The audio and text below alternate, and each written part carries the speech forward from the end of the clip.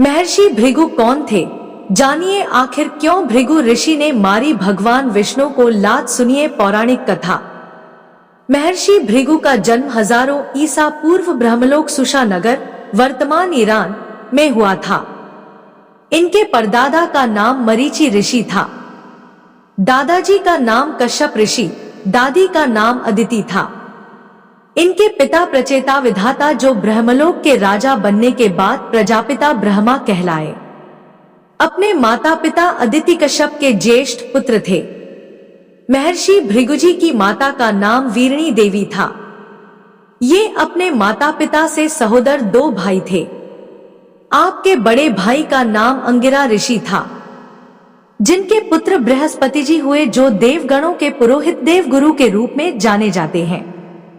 महर्षि भृगु द्वारा रचित ज्योतिष ग्रंथ भृगु संहिता के लोकार्पण एवं गंगा सरयू नदियों के संगम के अवसर पर जीवनदायिनी गंगा नदी के संरक्षण और याज्ञिक परंपरा से महर्षि भृगु ने अपने शिष्य दरदर के सम्मान में ददरी मेला प्रारंभ किया।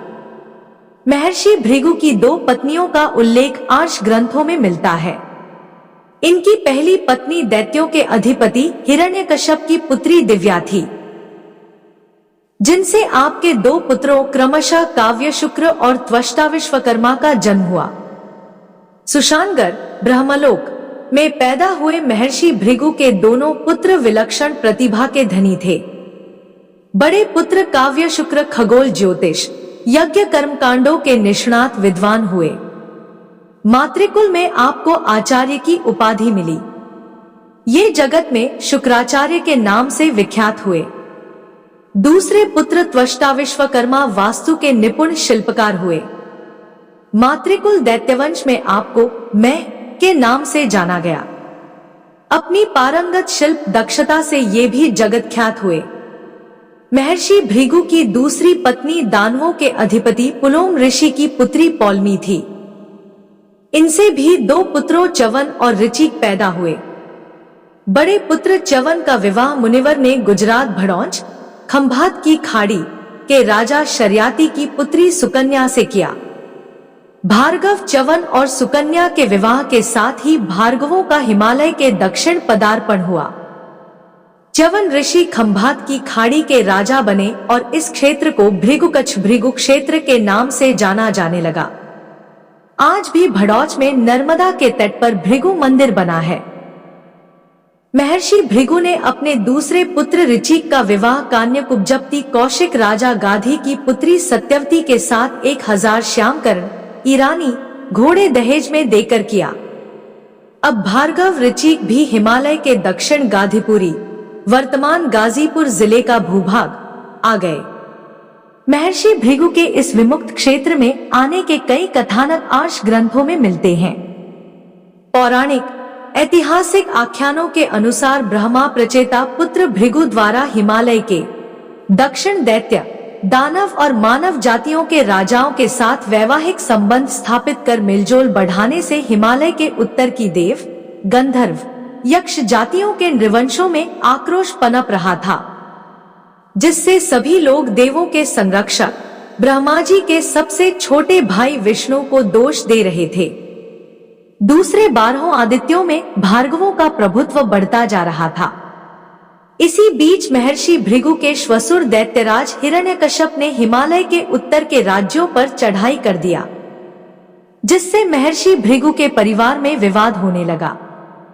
महर्षि भृगु यह कहकर कि राज्य सीमा का विस्तार करना राजा का धर्म है, अपने श्वसुर का पक्ष ले रहे थे। इस विवाद में विष्णु जी ने उनकी पहली पत्नी हिरण्यकश्यप की पुत्री दिव्या देवी को मार डाला, जिससे क्रोधित होकर महर्षि भृगु ने श्री विष्णु जी को एक लात मार दिया। इस विवाद का निपटारा महर्षि भृगु के परदादा और विष्णु जी के दादा मरीचि मुनि ने इस निर्णय के साथ किया कि भृगु हिमालय के दक्षिण जाकर रहे। उनके दिव्या देवी से उत्पन्न पुत्रों को सम्मान सहित पालन पोषण की जिम्मेदारी देवगण उठाएंगे।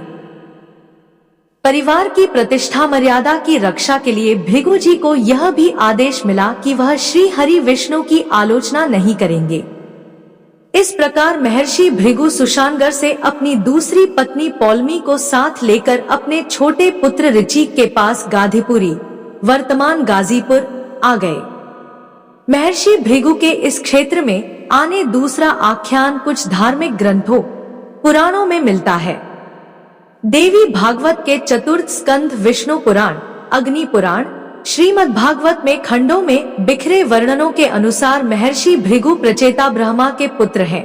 इनका विवाह दक्ष प्रजापति की पुत्री ख्याति से हुआ था, जिनसे इनके 2 पुत्र काव्य शुक्र और त्वष्टा तथा एक पुत्री श्री लक्ष्मी का जन्म हुआ। इनकी पुत्री श्री का विवाह श्री हरि विष्णु से हुआ। दैत्यों के साथ हो रहे देवासुर संग्राम में महर्षि भृगु की पत्नी ख्याति, जो योग शक्ति संपन्न तेजस्वी महिला थी, दैत्यों की सेना के मृतक सैनिकों को वह अपने योगबल से जीवित कर देती थी, जिससे नाराज होकर श्रीहरि विष्णु ने शुक्राचार्य की माता भृगुजी की पत्नी ख्याति का सिर अपने सुदर्शन चक्र से काट दिया। अपनी पत्नी की हत्या होने की जानकारी होने पर महर्षि भृगु भगवान विष्णु को शाप देते हैं कि तुम्हें स्त्री के पेट से बार बार जन्म लेना पड़ेगा। उसके बाद महर्षि अपनी पत्नी ख्याति को अपने योगबल से जीवित कर गंगा तट पर आ जाते हैं, तमसा नदी की सृष्टि करते हैं। पद्म पुराण के उपसंहार खंड की कथा के अनुसार मंदराचल पर्वत हो रहे यज्ञ में ऋषि मुनियों में इस बात पर विवाद छिड़ गया कि त्रिदेवों ब्रह्मा विष्णु शंकर में श्रेष्ठ देव कौन है। देवों की परीक्षा के लिए ऋषि मुनियों ने महर्षि भृगु को परीक्षक नियुक्त किया।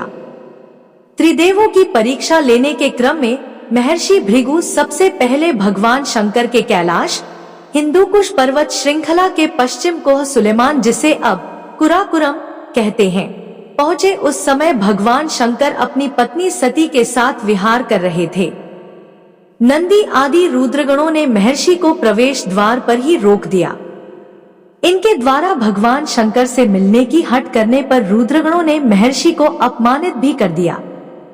कुपित महर्षि भृगु ने भगवान शंकर को तमोगुणी घोषित करते हुए लिंग शिष्ण स्वरूप में पूजित होने का शाप दिया।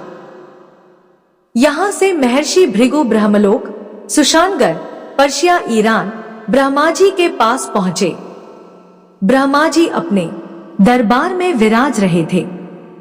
सभी देवगण उनके समक्ष बैठे हुए थे। भृगु जी को ब्रह्मा जी ने बैठने तक को नहीं कहे। तब महर्षि भृगु ने ब्रह्मा जी को रजोगुणी घोषित करते हुए अपूज्य, जिसकी पूजा ही नहीं होगी, होने का शाप दिया। कैलाश और ब्रह्मलोक में मिले अपमान तिरस्कार से क्षुभित महर्षि विष्णुलोक चल दिए। भगवान श्रीहरि विष्णु क्षीर सागर श्रीनार फारस की खाड़ी में सर्पाकार सुंदर नौका शेषनाग पर अपनी पत्नी लक्ष्मी श्री के साथ विहार कर रहे थे। उस समय श्री विष्णु जी शयन कर रहे थे। महर्षि भृगु जी को लगा कि हमें आता देख विष्णु सोने का नाटक कर रहे हैं। उन्होंने अपने दाहिने पैर का आघात श्री विष्णु जी की छाती पर कर दिया। महर्षि के इस अशिष्ट आचरण पर विष्णु प्रिया लक्ष्मी, जो श्रीहरि के चरण दबा रही थी, कुपित हो उठी। लेकिन श्री विष्णु जी ने महर्षि का पैर पकड़ लिया और कहा, भगवान, मेरे कठोर वक्ष से आपके कोमल चरण में चोट तो नहीं लगी। महर्षि भृगु लज्जित भी हुए और प्रसन्न भी। उन्होंने श्रीहरि विष्णु को त्रिदेवों में श्रेष्ठ सतोगुणी घोषित कर दिया।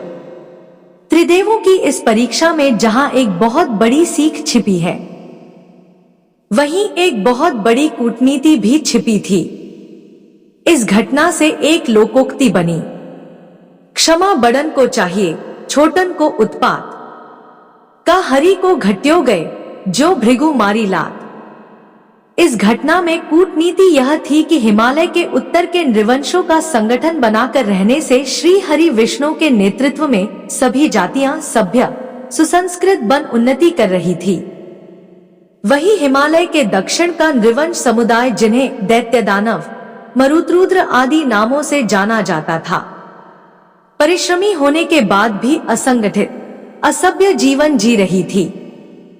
ये जातियां रुद्र शंकर को ही अपना नायक देवता मानती थी, उनकी ही पूजा करती थी।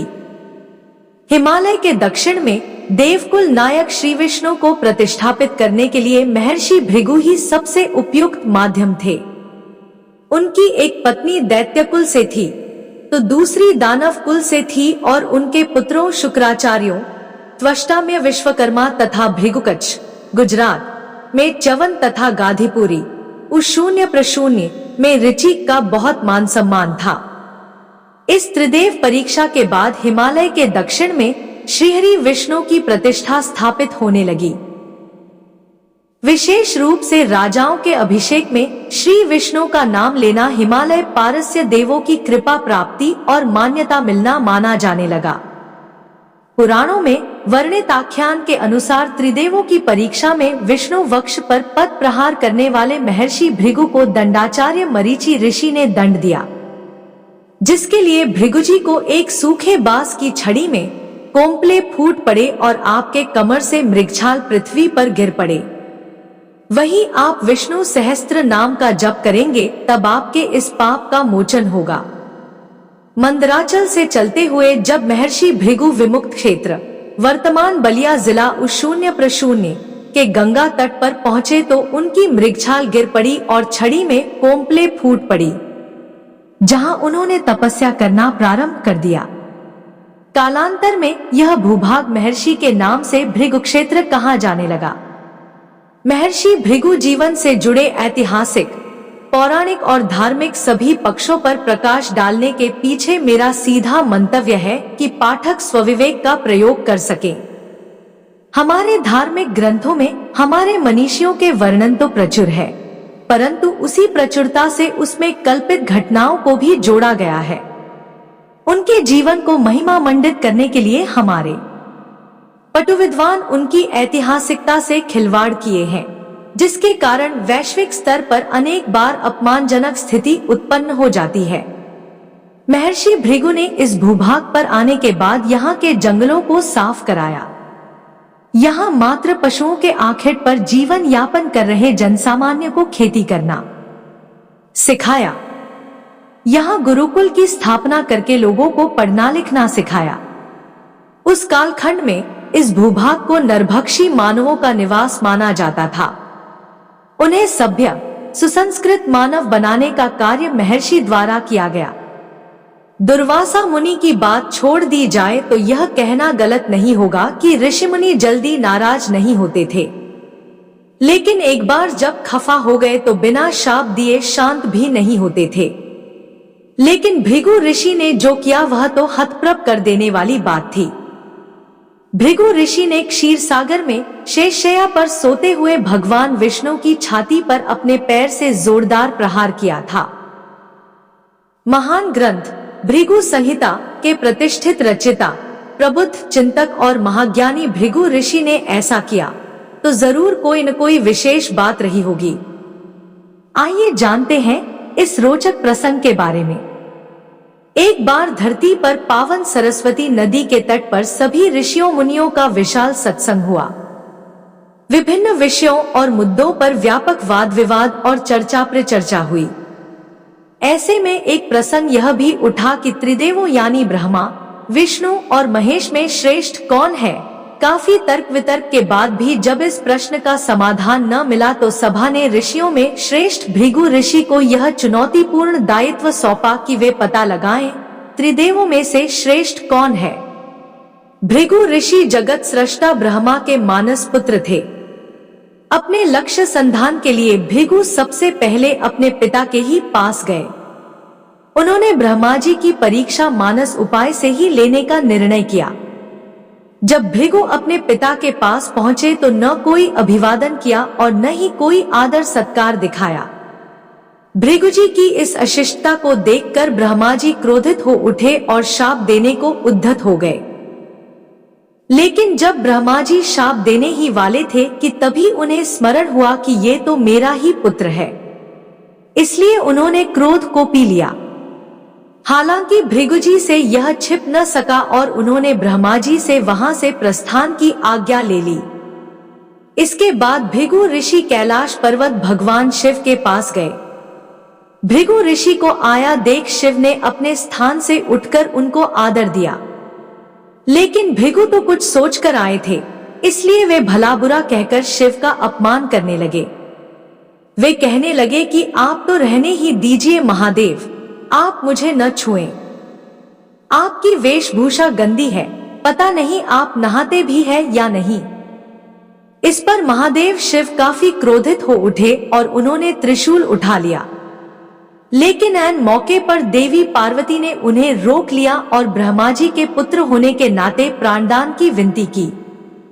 तब जाकर शिव का क्रोध शांत हो पाया। अब वैकुंठ के स्वामी विष्णु की बारी थे। जब भृगु वैकुंठ पहुंचे तब विष्णु शेषशय्या पर निद्रा में लीन थे। लक्ष्मी देवी उनकी सेवा में रत थी।